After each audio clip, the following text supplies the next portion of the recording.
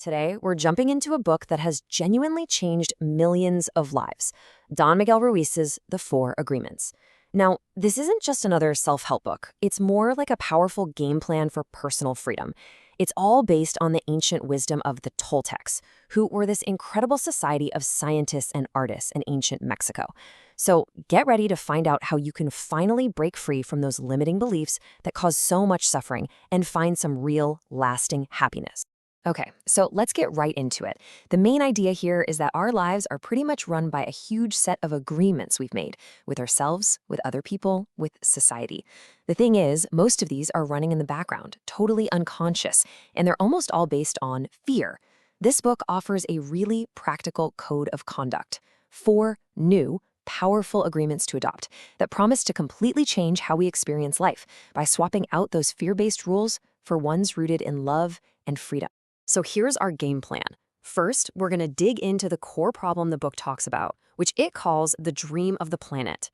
Then, we'll walk through each of the 4 powerful solutions, or agreements, one by one. And finally, we'll see how it all comes together to help us break free from the collective nightmare and start creating our own personal dream of heaven on earth.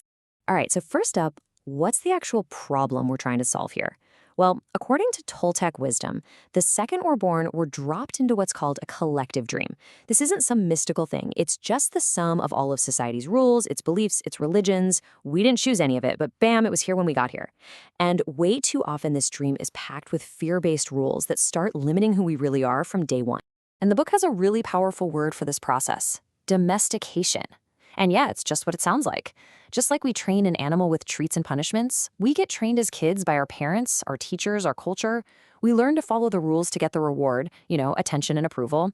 And we learn to avoid punishment by pushing down our own natural instincts.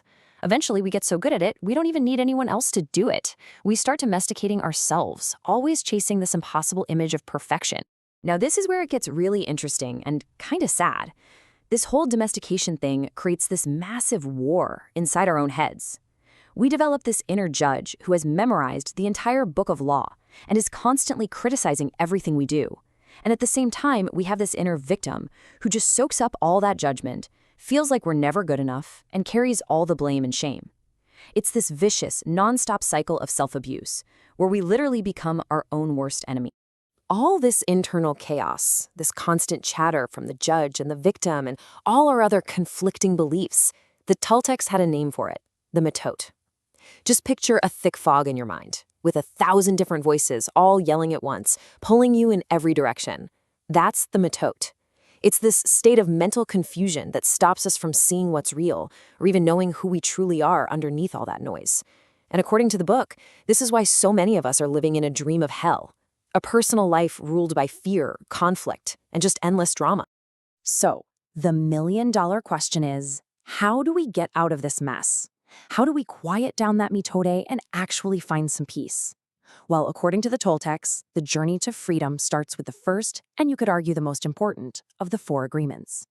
This simple phrase has incredible power. See, your word isn't just sound, it's a creative force. It's the main tool you use to build your reality. The word impeccable literally means without sin, and a sin in this context is just anything you do that goes against yourself. So being impeccable with your word means you use your energy to speak truth and love for yourself and for others. It means you stop using your words to hurt anyone, starting with you. When we misuse our word, we're basically practicing what the book calls black magic. We're casting spells on ourselves and on other people. The book gives this heartbreaking example. A tired mom, frustrated with her daughter who's singing happily, just snaps and says, "You have an ugly voice." In that 1 second, the little girl believes her, and that single careless comment casts a spell she carries for her entire life, silencing her joy. And we do this to ourselves all the time with negative self-talk that slowly poisons our own sense of worth. And this perfectly captures why gossip is the absolute worst form of this black magic. It's literally like a computer virus for the human mind. We hear some negative story, we believe it, and it immediately corrupts how we see that person. Then we pass that virus on to someone else, spreading emotional poison and just wrecking our relationships with bad information. Being impeccable with your word means you just refuse to be a part of that.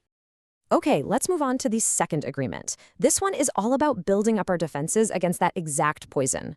So if the first agreement is about not sending poison out into the world, this one is about refusing to let any in. The core idea here is a total game changer.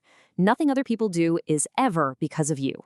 Seriously, when someone insults you or even when they compliment you, it's a projection of their own dream, their own personal movie.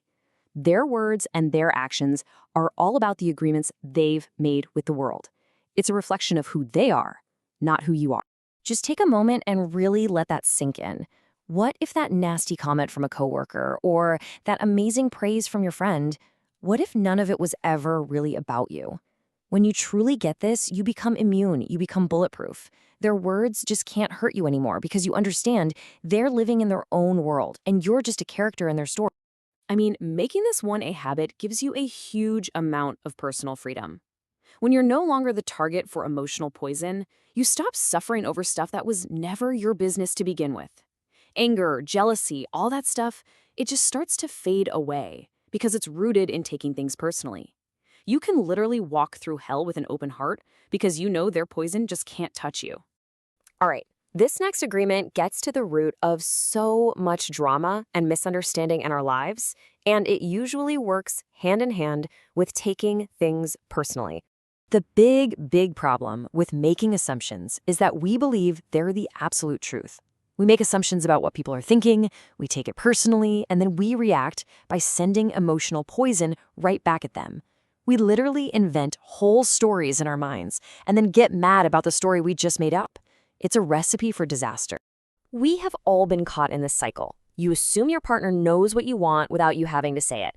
When they don't, you take it personally. You get angry and boom, a huge fight erupts out of thin air. Or you get a short email from your boss and assume they're mad at you, and you spend the whole day anxious. This little cycle is the cause of so much unnecessary sadness and conflict. So what do? Well, the solution is to trade the dangerous habit of assuming for the powerful habit of just asking questions. The only way to really avoid misunderstandings is to be as clear as you possibly can. Yeah, it takes courage because asking questions can feel vulnerable, but it's the only way to get to the truth. Clear communication keeps your word impeccable and can stop fights before they even start. And that brings us to the final agreement. This is the one that really brings the first three to life. It's not just an idea, it's about action. This is what turns these concepts into real, life-changing habits. Now, this is simple, but it's also really profound. Always do your best doesn't mean you have to be perfect. Not at all. It just means recognizing that your best is going to change, moment to moment. Your best when you're healthy and energized is going to be way different from your best when you're sick and tired.